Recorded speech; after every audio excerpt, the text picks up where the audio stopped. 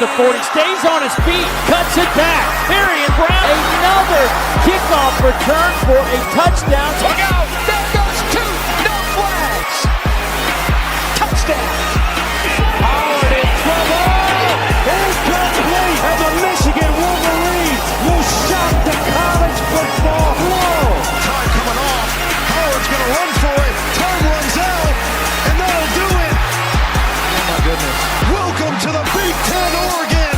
They storm the field at Austin. He handed it off to Love, who stays on his feet. Love is in the end zone. Notre Dame has won the Orange Bowl, and Marcus Freeman is taking them to the championship game.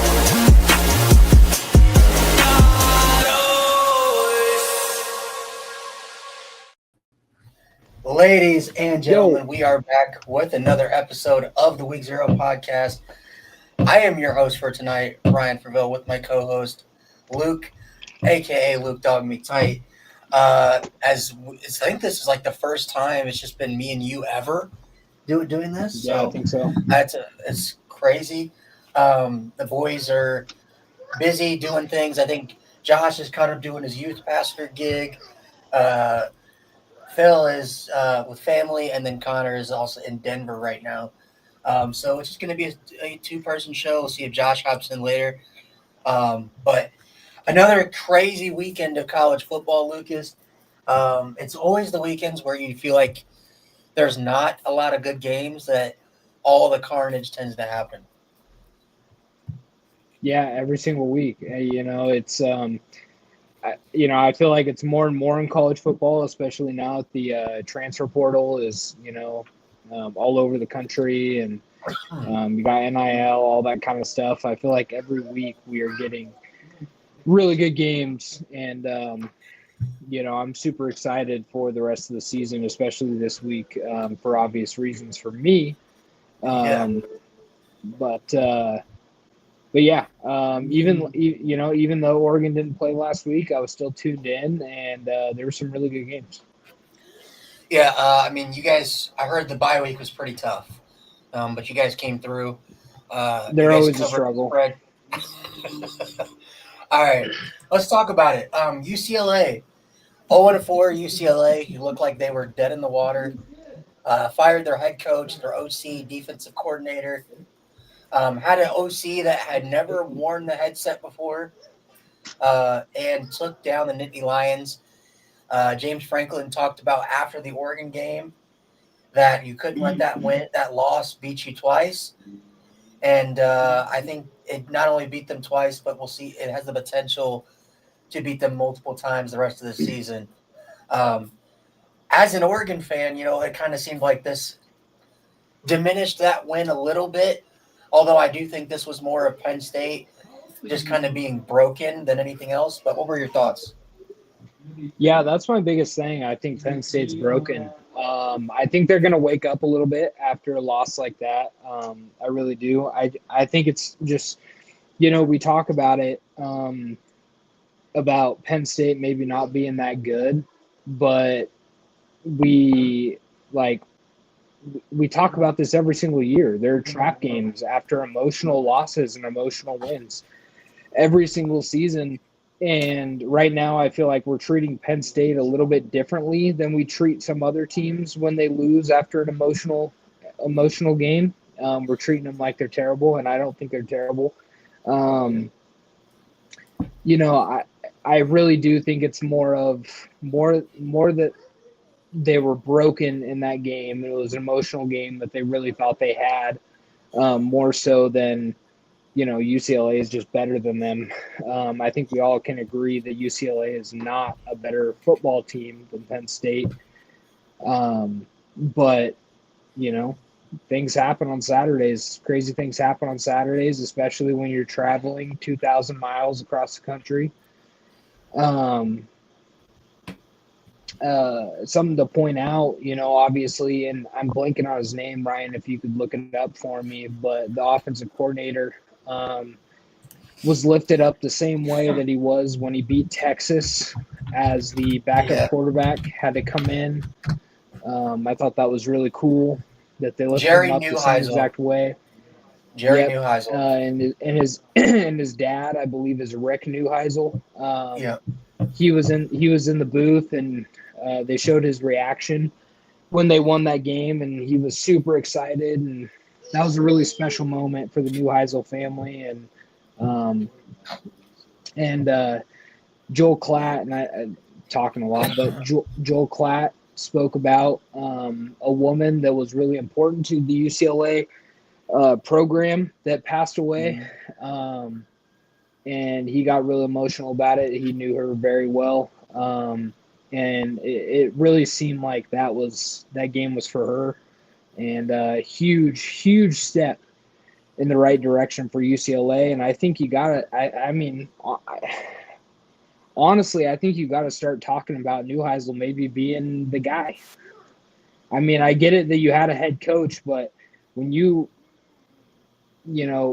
do what they could never do all season offensively, like, kids are pumped for him. Yeah, I think, and I agree with you. I think there's a look you got to take there for UCLA because I think it's somebody that gets the program. He played for the program. He loves the program, right? You kind of want that. I kind of want to get back to your point about Penn State really quick because, again, congratulations to UCLA. They deserve all the credit. We're not going to take any credit away from this from this win, but I think the more national thing is obviously Penn State. The narrative of James Franklin can never win those big games. To me, that was a team that, heading into the year, they believed the hype. They believed the number 2 ranking. They believed the national championship hype. They believed this is finally our year to win the big games. This is the team that, if we're ever going to do it, this is the team to do it. And I think the team losing to Oregon, walking off that field in Happy Valley, I think there was almost like a crack in the belief from the team and James Franklin that they can get this done or that they'll ever get it done. And I think you saw that against UCLA. And I just don't know where you go from here because I think, like Josh Pate said in his show, they're not done losing. Now, it depends on how do you get this team up off the mat. If you can lose to 0-4 UCLA, you can lose to Northwestern because guess what? Northwestern is not a better team than Penn State, but they at least beat UCLA. You got Ohio State on the schedule. You got Indiana on the schedule. You got at Iowa on the schedule.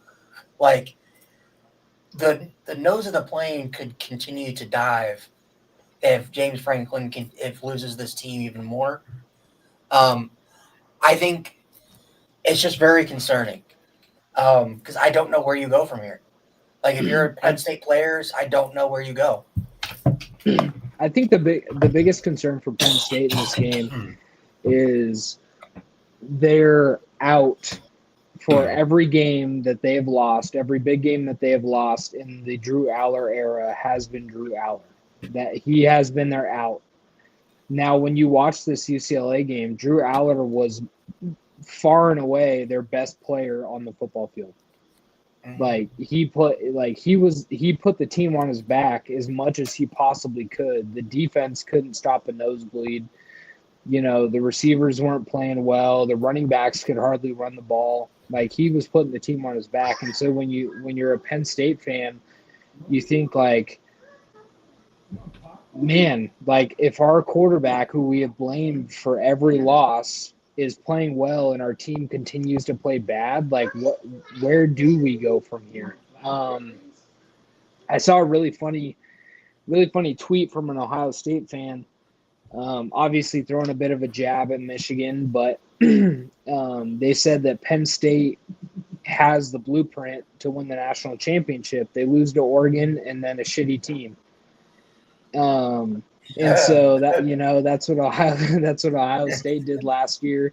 And obviously went on to win the Natty. Of course, Penn State has 2 really good teams coming up on their schedule. So, Ohio State didn't really have that. But where do they go from here? I don't quite know. Maybe, their defensive coordinator, I'm blanking on his name, the guy from Ohio State last year. I'm blank. Yeah, gonna have to I know you mean. really look at him and think like, what are we doing wrong? Because they got blue chip players everywhere on the defense.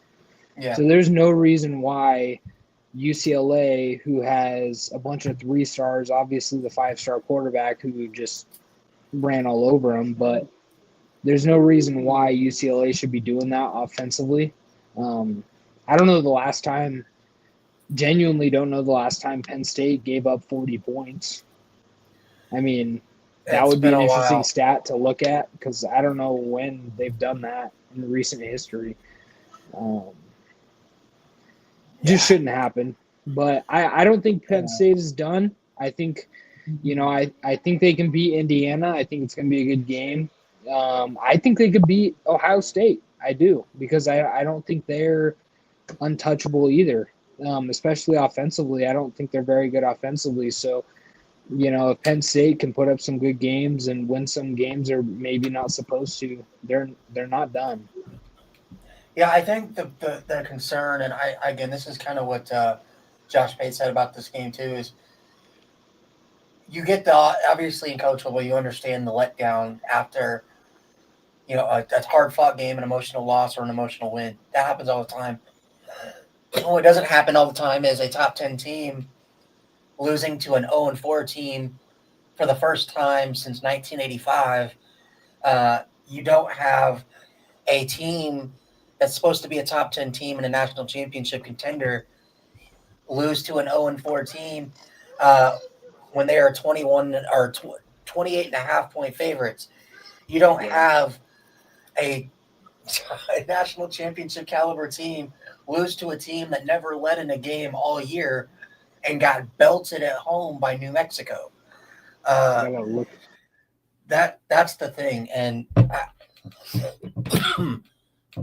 my thing is if James Franklin doesn't get this figured out, I think they're probably going to end up 8-4. That's kind of where I think this ends up. I think he should be fired. If I'm a Penn State fan, and again, like I don't really care for most Penn State fans. There are a few good ones out there, but the way that they've acted ever since the Orange Bowl got over, with us specifically, and all the shit talk in the preseason, and all the this is our year and blah blah blah blah blah, and I think I do feel for the good Penn State fans out there because I do think that there's a change that needs to be made at the head coaching position. I never thought it would happen, but I think if the Penn State goes 8-4, which they have a very good chance to do, with a team that was considered his best team he's ever had, I think you got to make a change. Would you agree with that, Lucas? Yes, my headphones are being funky right now. What's going on? But I think I would agree. I would agree with that. I think they could be. I think they could be 10-2. I think they could win those big games, but they could easily be 8-4. I mean, potentially even 7-5 if they're not able to stop the run. If they can't stop the run, Northwestern. I mean, they've had 200 something yards against Oregon. Like, Yeah. if you can't stop the run, you're going to lose to Northwestern, and that's going to be really, really bad. You could lose to Iowa too. You could lose to Iowa too. The big question that I have for you, because of this loss, if we ran into a scenario where it was Penn State at 10-2, imagine they beat Ohio State. Ohio State's only loss, Oregon goes undefeated, so Penn State is not in the Big Ten title game because Ohio State only has one loss, plays Oregon, right? You have a 10-2 non-Big Ten title game, Penn State, and then you have, let's say Alabama loses the next 2 weeks to Missouri and Tennessee. Do you take a 10-2 Penn State team who lost to UCLA, who's probably, I mean, UCLA maybe will win another game this year?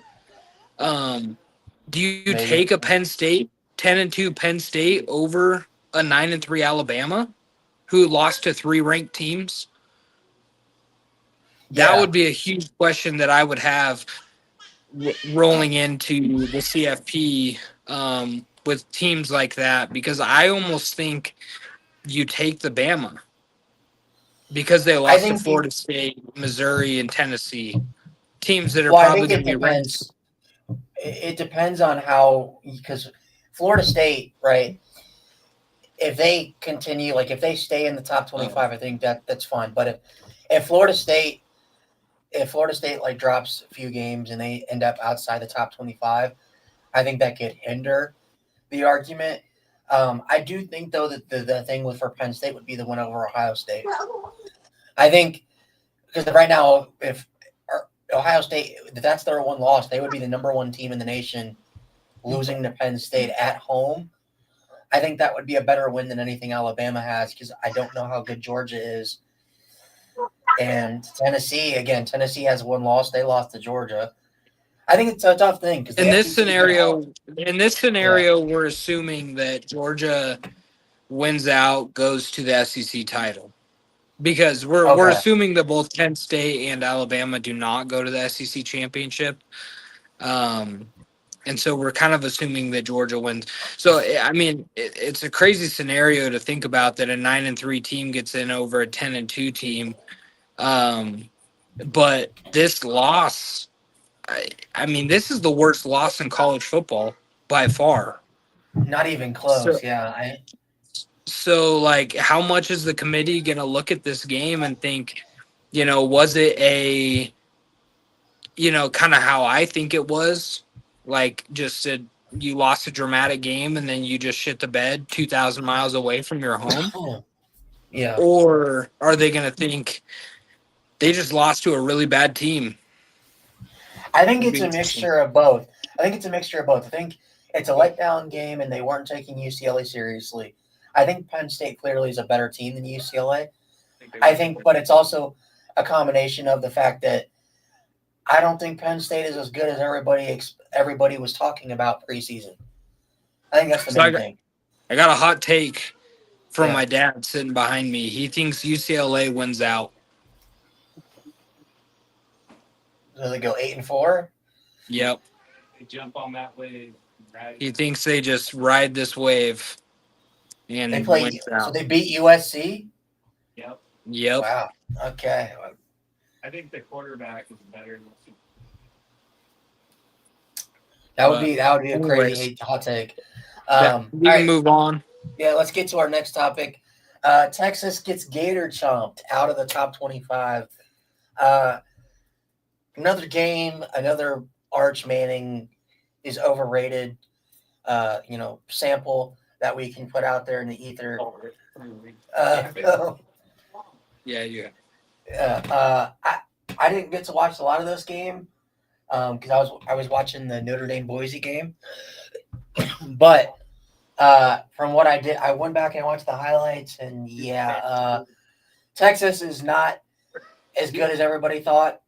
I think there was an interesting stat that like Brett McMurphy put out there, which was like Texas could be the first number one team, like preseason number one team in the CFP era to not make it to the CFP, which would be crazy. Because their schedule's too tough. I don't think it's going to happen. But this game, it speaks volumes when you have two quarterbacks that were all hyped up to be Heisman candidates preseason, and DJ Lagway and Arch. And then they come to this game and something's got to give, and DJ Lagway is the one that outperforms Arch Manning. I called this game. You did. Oh. As we lose Lucas. Oh. Well, while we wait for Lucas to get back, I do think, though, this is a game where if you're a Florida fan, right, I think you're probably not happy that you won this game just because it's another reason for the AD to keep Billy Napier around. So that's tough.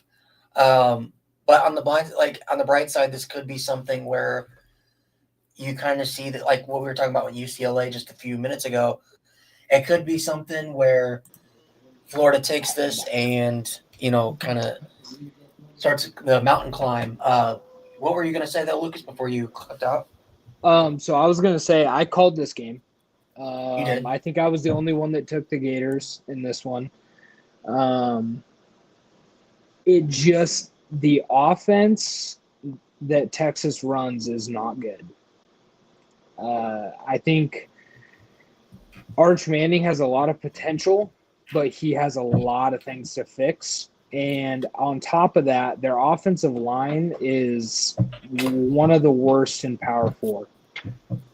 It is really, really bad.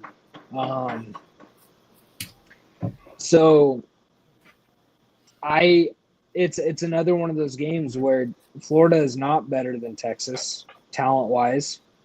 But we have to remember that DJ Lagway is a 5-star too. He was the number 2 player in his class. In his class, yep. Like, he was a really highly rated recruit, same as Arch, and he actually played good competition in high school that Arch did not. Yeah. So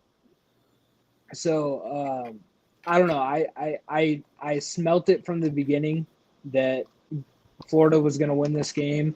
They obviously did, and I think Texas has a really, really good chance of going 7-5 or 6-6 at the end of this season, because they're going to have a really, really hard time in the heart of this SEC. A little foreshadowing, I do have them winning this week, but that's because I don't think Oklahoma's the same without John Mateer. I think Hawkins is a good quarterback, but I don't think they're the same without John Mateer. I still don't. I don't know. I don't really trust either team, but I have a weird feeling in my gut, same way that I had for the Florida and Texas game. But I think there's a really good chance that they go 7-5, 6-6 in the SEC this year. And we just overhyped like we always do. And, Texas fans get to pay for it. I do feel so bad looking back I feel bad for Quinn Ewers, man.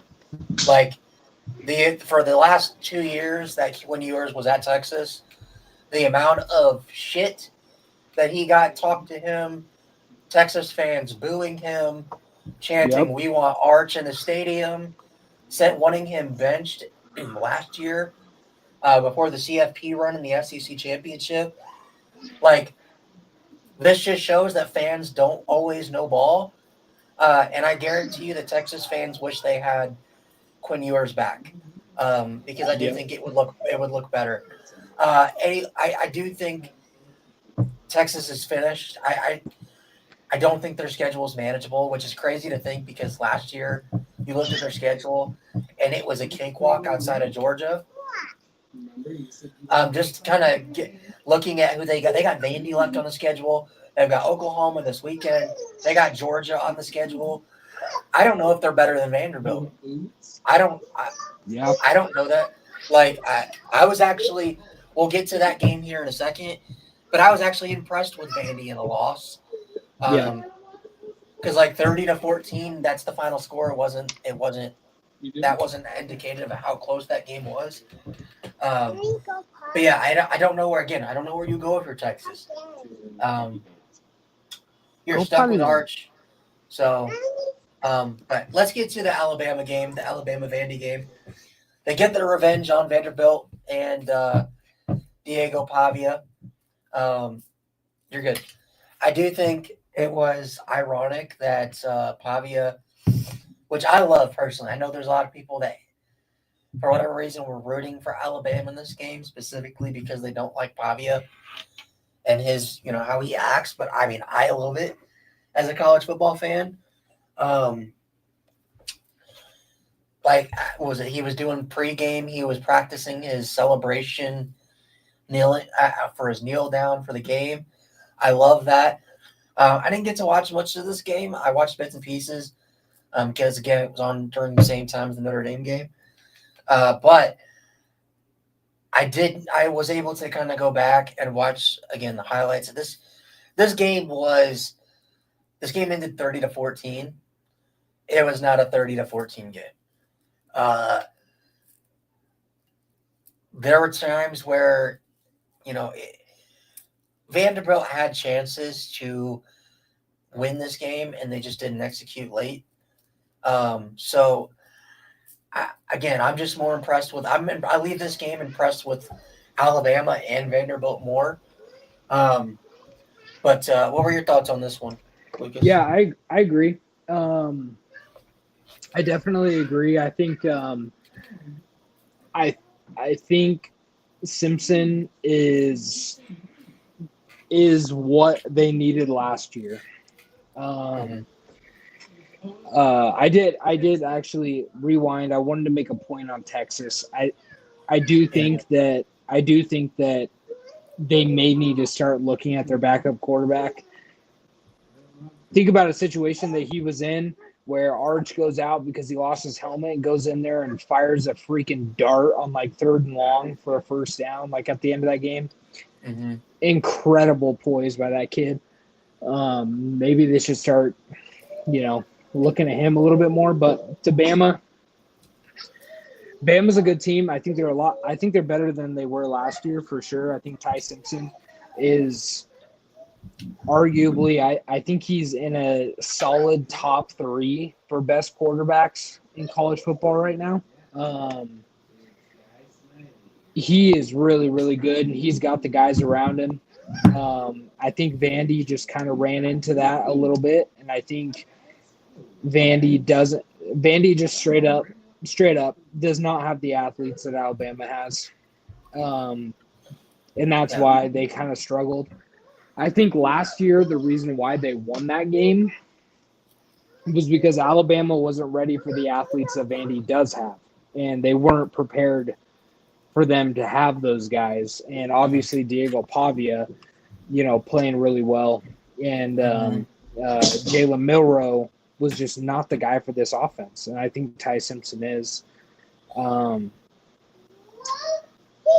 Overall, I think I agree. I do think Bama controlled it a little bit more than what you're giving them credit for. Yeah. As far as the score wise, I do think they controlled this game. There were times where Pavia was just running for his life, trying to make something happen. Obviously, that last score at the very end of the game, I can't remember if it was a pick six or what it was, but it was something where Pavia was just trying to make a play, and things happen. I think Vandy has a really, really good future. I'm really excited to watch them in the future, but Bama's a scary team. Yeah. They really are. I think it was more, what I was more pointing to is I don't think this wasn't a 30-14 game. Like, I don't think this was a blowout by any. I think, if I remember correctly, wasn't Vandy up 14-7 early in this game? And it was mainly because, Bama could not stop Cedric Alexander in the first half. Which that dude, I'll be honest, he's got to be one of the most underrated running backs in college football. That kid can flat out play. Yeah. But I leave this game again. I think Alabama's great. I was more of I think I leave this game thinking, like you said, Vandy's in a really good spot. I think they've got a really good future, and they've still got a lot to play for this season. I think they do. I think they can beat. They play LSU at home. I think they could beat LSU. They can beat LSU. Yep, I agree. I think they play Texas. I think they could beat Texas. Yep. So they've got a lot of meat on the bone left, and I think there's still a long way, but I think there's a potential they could be an SEC. They could be in the SEC championship by season end, depending on how everything plays out. Yeah. All right. Next topic. Miami absolutely beats down Florida State. Are they the number one team in the nation this far in the season? I think so. This Miami team is just, to me, they have the best trenches in college football. Their offensive line is making it almost impossible to get any sort of pressure on Carson Beck. Their defensive line with Moten, Mesidor, and Bain is just they're killing people in the trenches. Thomas Castellanos he might have needed more than an ice bath after that game with how much he was running for his life. I know the score was a 6-point game at the end of the day, but realistically, if we all watched that game, Lucas said that Miami took their took their foot off the gas against Notre Dame. Well, if that's true, then what did they do against Florida State? Because at least Notre Dame was competitive. Florida State was like, and this is why they're not number one. This is why I think they're still number 3, and why I think you should probably have it Ohio State, Oregon, Miami. They do not finish well. They don't finish well. And they never have. Mario Cristobal has never finished well. He's had a ton of games where he's been up late, and then he lets it go.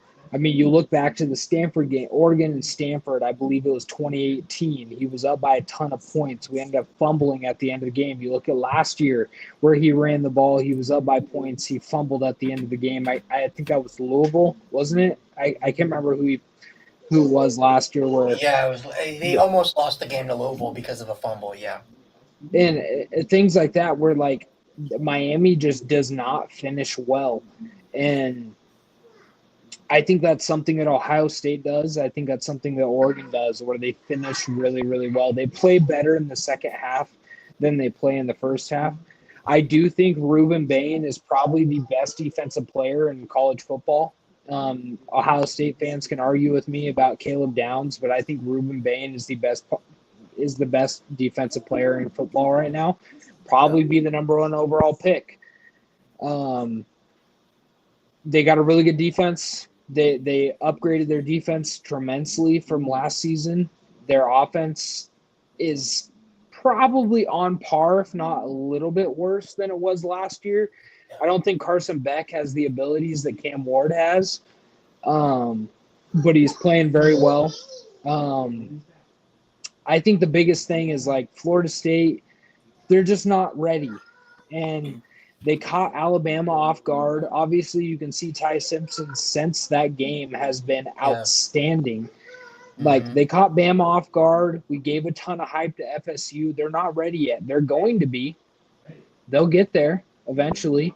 And I think they're going a really good direction. But this win doesn't mean as much to me as, like, as Bama over Vandy, in my opinion. Because I think a team like Vanderbilt may even beat a Florida State because they're more physical. And that's how Miami beats teams, is they're a little bit more physical than the other team, and that's how they won this game. Here's my thing about Miami, right? Like, I think the issue is, right, I think their cornerbacks are the weakness of their defense. And I think you could argue that their quarterback, which is saying a lot. Carson Beck's probably the weakness of the offense. But the problem is, I think Oregon's great. I think Ohio State's great. My thing is, I don't know. I don't know how you can exploit those holes consistently when they have an offensive line that just refuses to give up pressure. Even when you blitz, Carson Beck just gets rid of the ball within 2 seconds, and you got Malachi Toney running free for a touchdown. And then the defensive back, like, they can hide their weakness at corner because Reuben Bain is whipping first-round tackles. Like, it's nothing. And so, like, that's my thing, is, like, that's why I have them as the number 1 team, just because when you can dominate the line of scrimmage, as we saw with Ohio State last year, you can win a national championship. Michigan did it in 23, dominated the line of scrimmage. I do think it is concerning And I think there was a reason Mario Cristobal was not happy in his post-game interview after that game because they allowed Florida State to make that game closer than what it actually was. But I think that's partly on Mario Cristobal. His entire tenure at Miami has been, once they get a lead, he's scared to death, and he plays not to lose. Yep. And you can't do And that. I think that's the biggest. teams. I think that's the biggest difference that you see in teams and head coaches like, and I don't like to give Marcus Freeman a lot of credit because you're a Notre Dame fan, and I think he's a choke. I think he's a choke artist at times, but Marcus Freeman, Dan Lanning, Ryan Day, they don't do those things. When they are winning, they will like stomp the team that they're playing. Like Marcus Freeman going for a fake punt up 30 against Arkansas. Yeah, they don't let up. They don't let up at all. And so, like, you know, I think the biggest reason why I do not have Miami as number one and why I have Ohio State and Oregon is, one, the playmakers. I think both teams have better playmakers. Obviously, Jeremiah Smith, Decoria Moore. I think Julian Sands playing really well. Obviously, Dante Moore's playing really well. But it's the wins. Yeah. Miami beat Notre Dame, who I think is a good team, at home. They beat Florida. Florida State was the hardest road game, right? But it's Florida State. Like, nobody's saying Florida State has a crazy home field advantage. Like, you know, I mean, that's never been a thing. But when you have, like, Oregon that goes across the country and beats Penn State in their home in a whiteout. You have Oregon that does that, beats Penn State at home in the whiteout. You have Ohio State that breaks a 33-game winning streak at home over Washington and just absolutely, you know, bullies them for 4 quarters. Like, I think those 2 games, the Oregon-Penn State game and the Ohio State-Washington game, put them above Miami. I think they're all on the same talent level. Like, they all have 5 stars across the board. Yeah. But I think that's what puts them over the edge of Miami right now. It's a great win, you know. I mean, Oregon has only played one ranked team. They're about to play another one, obviously, and things can change this week. But it's a great win. I think this is Miami's 3rd ranked win now. Yeah, USF, Notre Dame, and Florida State. Yeah, so that's extremely impressive. Even though USF is on the brink right now. I would say my only pushback on your argument would be I think Notre Dame's a better team than Penn State or Washington. Yes, but it's at home. Yeah. I think that's the biggest difference is the home field advantage. Because, like, you look at a team like Oregon and obviously Washington. Washington hasn't been the better team than every single team they've played in the last, 4 years or whatever that they've had their winning streak. Like, they weren't better. I still, to this day, do not think they were a better team than Oregon in 2023, but they won that game. Twice. And so, twice. I mean, yeah, one of them was a neutral field. And, I think it was a little bit different. But even at home in that game, Oregon gave up so many opportunities. Dan Lanning played way too aggressive, like he played in this Penn State game and almost cost us the game. 5 for 7 on 4th down. Dude loves going insane. For it on 4th down. It's crazy. It's insane. But it, like, I just think it's super impressive. I do think beating this Notre Dame team is impressive, especially how you guys have looked since that loss. I think the fact that they held CJ Carr in our offense to 24 points is impressive to me. That's the main thing. Is I like trench play, and I think they've got the best trenches.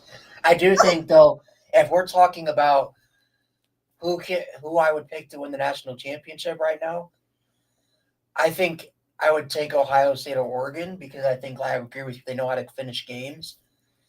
But from a ranking standpoint, I think I would go Miami because they have the 3 ranked wins. I think Notre Dame would be the best win out of the 3 Yeah, teams. for sure, for 100%. But if we're talking about who I think would win, like on the field, I think in a tight game scenario, I think Ohio State and Oregon because they've been there before and they've done it, and they've closed out games.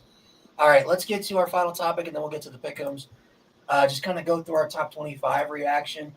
There were a lot that I kind of scratched my head out a little bit. I don't really understand why, if Iowa State is still ranked, why Cincinnati is not ranked. And then by that same metric, why isn't Nebraska ranked? I don't really get that. Me personally, I would put Cincinnati at 22. I'd put Iowa State at I'd put Iowa State at 24, Cincinnati at 23, and you put Nebraska at 22. But what were your thoughts on the top 25? Any issues? Yeah, no, I agree. I do think Iowa State is a good team, and I think they deserve to be ranked. I have an issue with Florida State being ranked right now. We are putting way too much on that Alabama win. Alabama has looked great, but they have looked great since that game, right? Yeah. So, like, it's the same thing with Notre Dame. Like, Notre Dame has looked incredible since that game. Obviously, they lost to Texas A&M, who I really, really think is a really good team. And, even Notre Dame gave that game away. Notre to Dame Texas realistically A&M. should have won that game. Yeah, they gave it away to Texas A&M, and I think Texas A&M is a phenomenal football team. I love Marcel Reed, but I like their ranking. I like Texas A&M's ranking. I would put them above Ole Miss. Truthfully, in my final rankings, I think Oklahoma is a little bit overrated.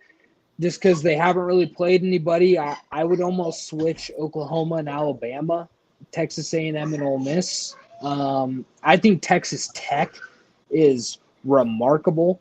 I think they're in a good spot. Moving down the list, I mean, it's hard to really argue with a lot of this. I think the anomalies are really, Virginia and Memphis are kind of interesting. yeah, I think they're only in there because they've won a ton of games, but Virginia they have squeaked by the last 2 weeks. I like them though. They're fun to watch. BYU's fun to watch. I haven't watched a Memphis game, but here they are. I love seeing Georgia Tech ranked all the way up there. I am the biggest Haynes King stan. Like, I love Haynes King so much. I think Georgia Tech is literally like an injury to Haynes King from losing the rest of their games. Like, that's literally that is literally the entirety of Georgia Tech's offense. They're basically putting Haynes King at number 13. And not Georgia Tech, just Haynes King. But yeah, I mean, there's not too much. There's a lot of people that really hate on the AP poll, but I'm not too upset with this. I still do not think, and like I said before, I don't think Miami should have jumped us in the bye week. I think that's kind of interesting. I think it's because of Penn State losing. I think is the only reason why we dropped. But it's all going to get settled this week. Obviously, if Oregon beats Indiana, whether it's decisive or not, they're going to jump up to number 2. Maybe even number 1 if they beat the hell out of them. So that's my thoughts. Depending on how Indiana and Oregon plays out this weekend, another team I like to see get some love from the rankings, Old Dominion. They were in a fourth quarter battle with Indiana early in the season, and a lot of people used that to kind of bash Indiana at the time. and I still think Indiana is a good team. If Indiana goes out here, even if they lose in a competitive game against Oregon, I think you should give Old Dominion, even if it's just 25, that's fine. But I think they should get some love because I think that the way they've looked, they absolutely put bell to ass to Virginia Tech. Now, again, that's Virginia Tech, but we've seen other teams that were ranked struggle with VT. And I think them giving them absolute belt is still impressive. All right, let's Yeah, I agree. let's go ahead and get to our pick'ems. There was a change I didn't put in here, but there is a new leader in the pick'ems. We've had 4 different leaders within this season, which is insane. Lucas is now the leader with 86 points. He came all the way from third or fourth place to take this. We can talk about I mean, I think it's got to be a record. I mean, I went 22-2 in the pick'ems this last week. Like only 2 losses out of our 24 games that I picked. I could have won some money last week if I would have put some money down. Like, should do a parlay, man. It was crazy. It was crazy because it's the only week. Well, I can't bet on college football in Oregon. Oh yeah. So yeah, of course. Thanks, Tina. But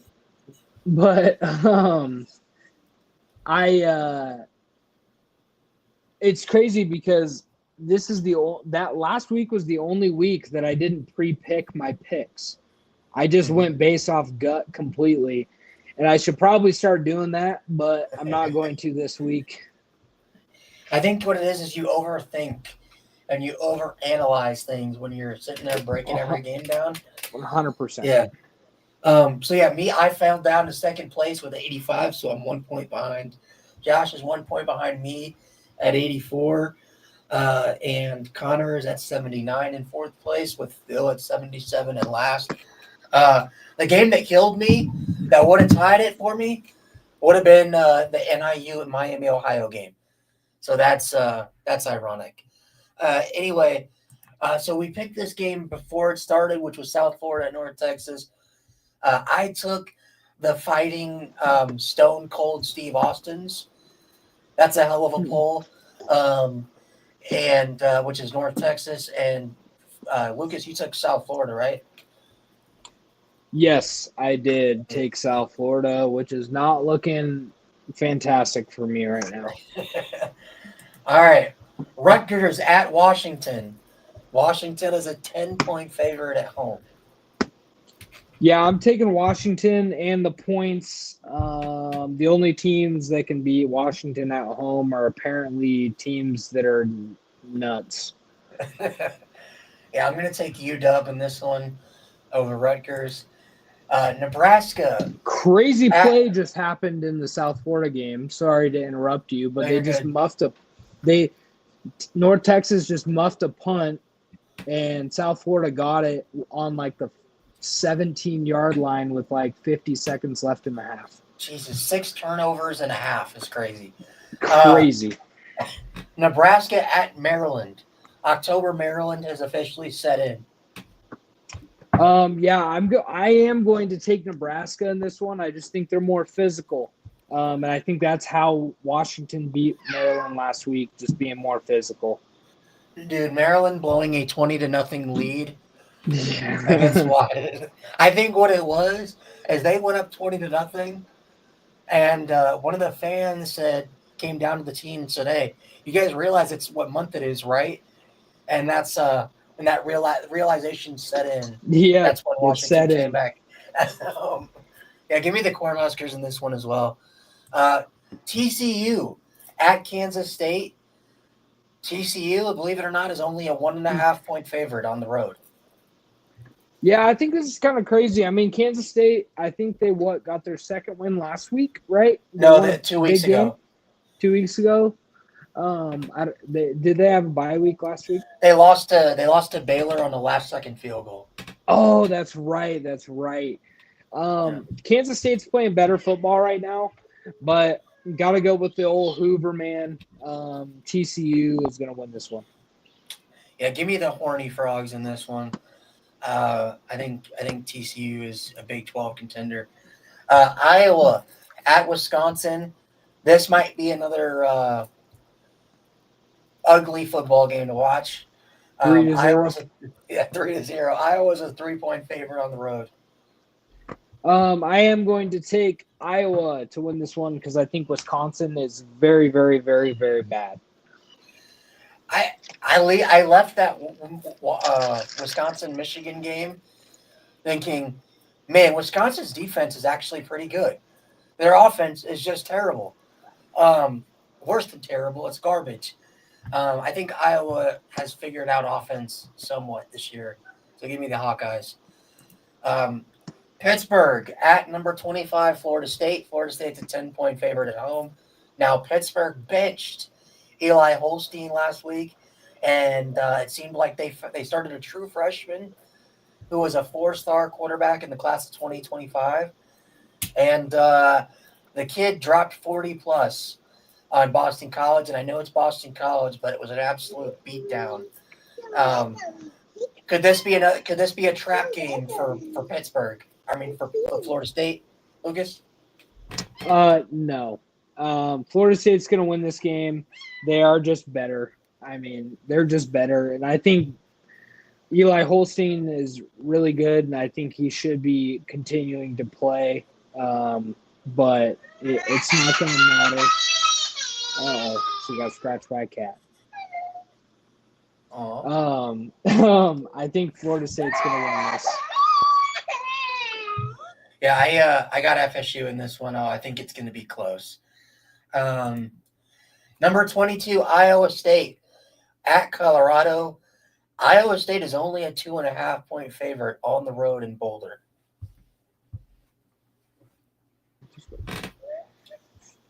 I'm taking Iowa State. The dream is over for old Neon Dion. Yeah, give me the Cyclones in this one. I just think Colorado's dead in the water right now. Number 21, Arizona State at Utah. Utah is the 9.5-point favorite at home.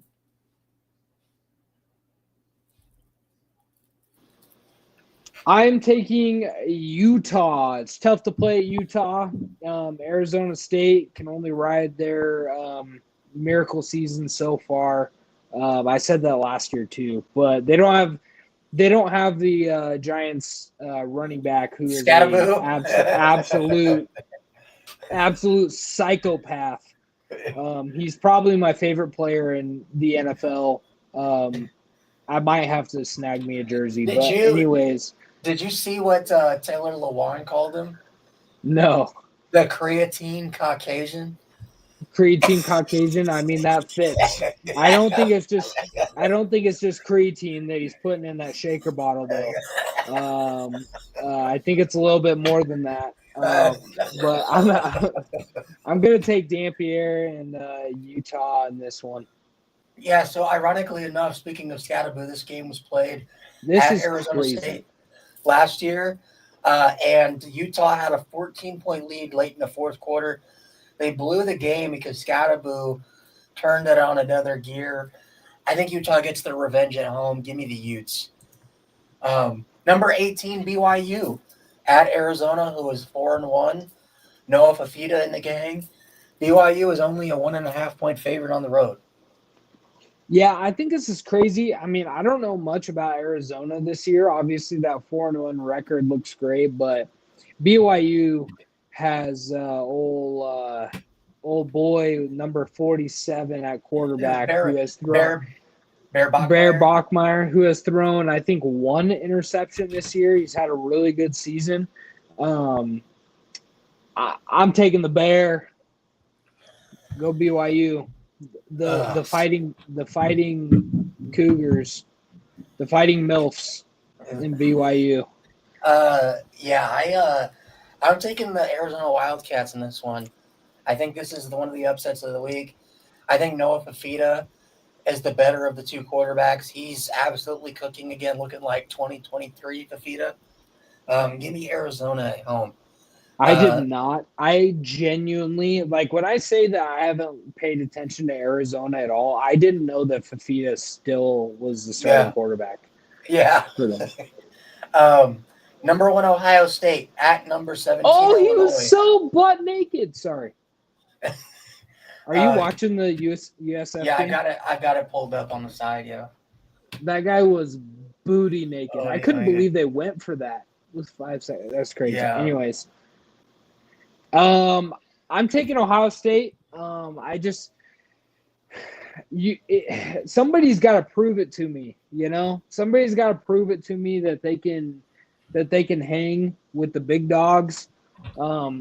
Illinois had a really good game last week, but it was very back and forth. I hope Illinois wins this game. Truthfully, I do. Yeah. Buckeyes. I think the world was all rooting for Illinois in this game.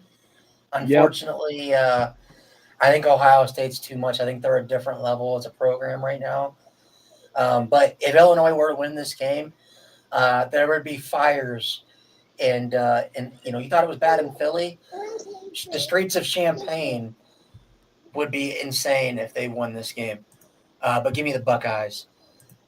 Number 8, Alabama at Missouri. Alabama's only a 3-point favorite on the road. So this is my upset of the week. I talked a lot of praise about Alabama, but I feel – oh, boy. Playing music.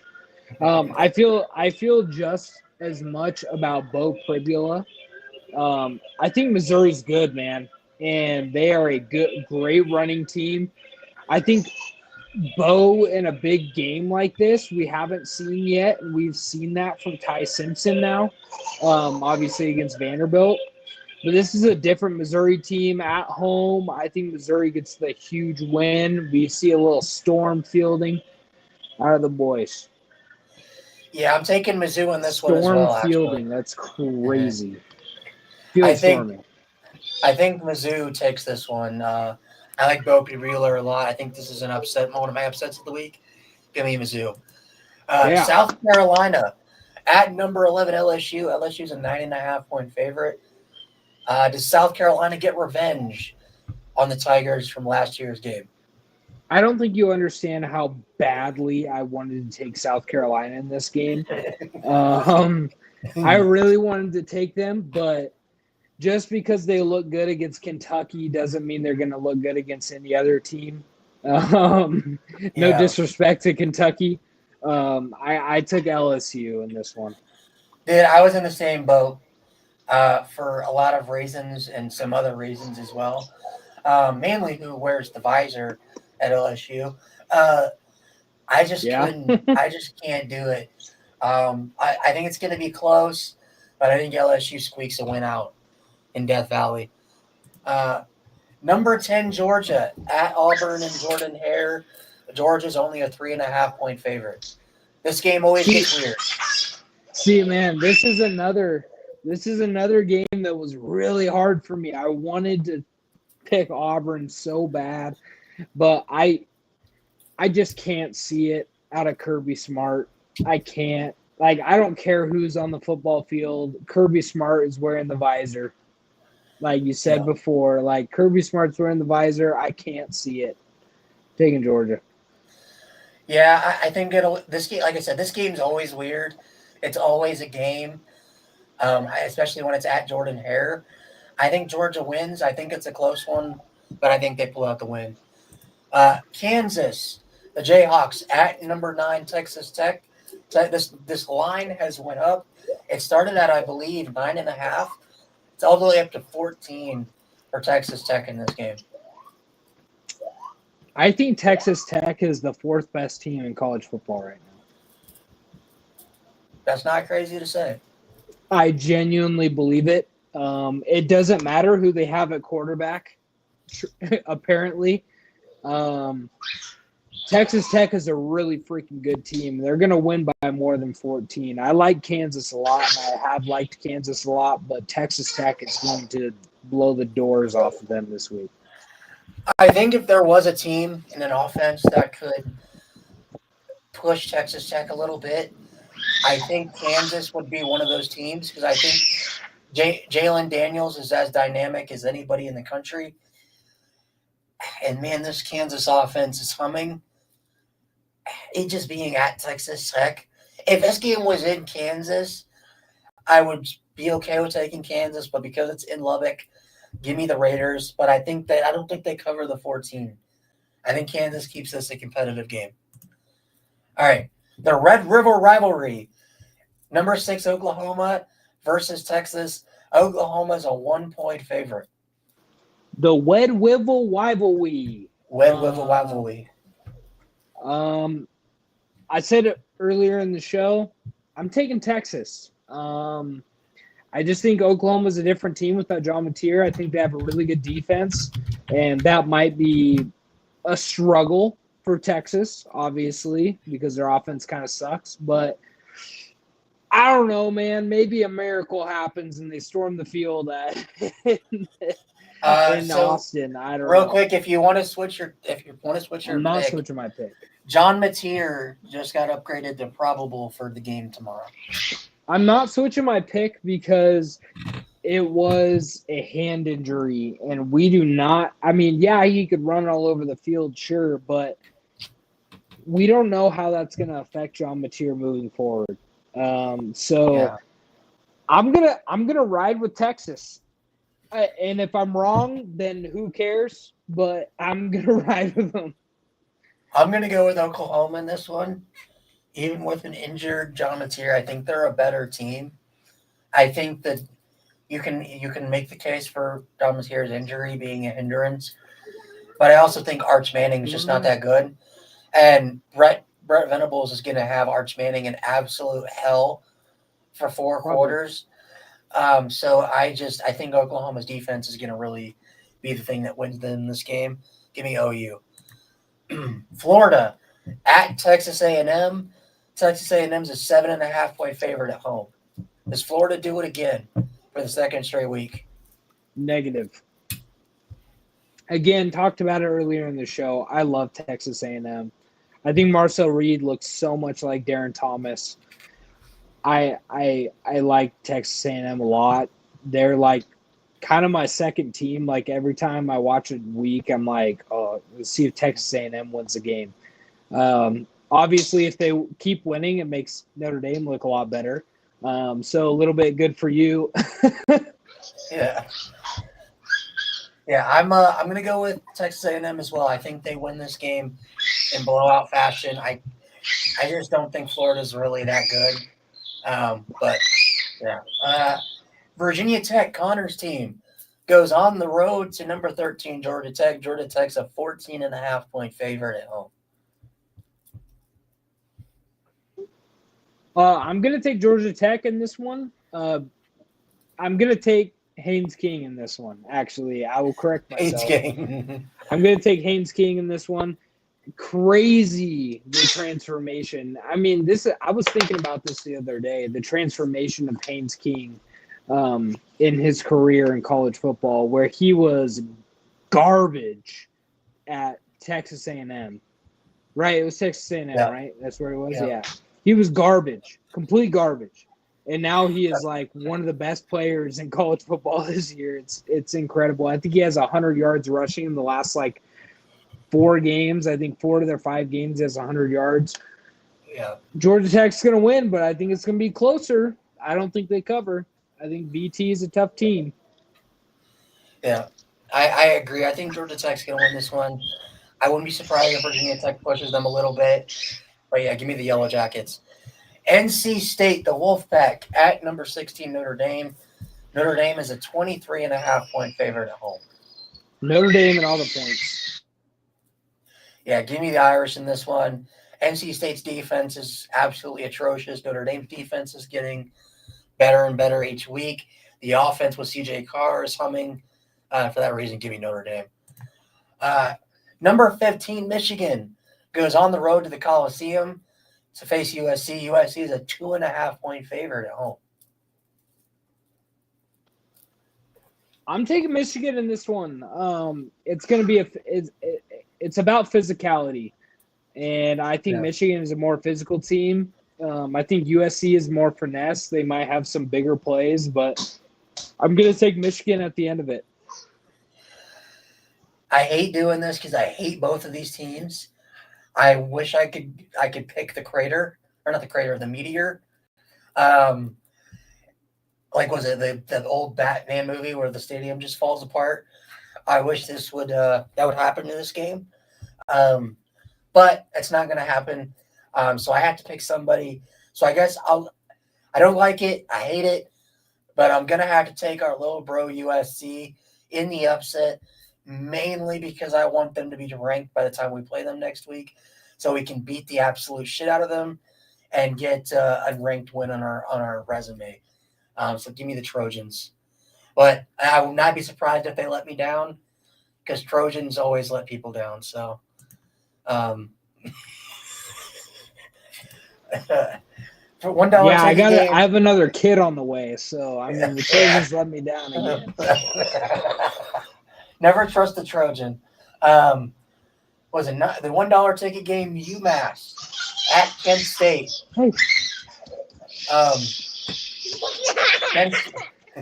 Kent State is the 2.5-point favorite. I'm gonna take Kent State for no reason.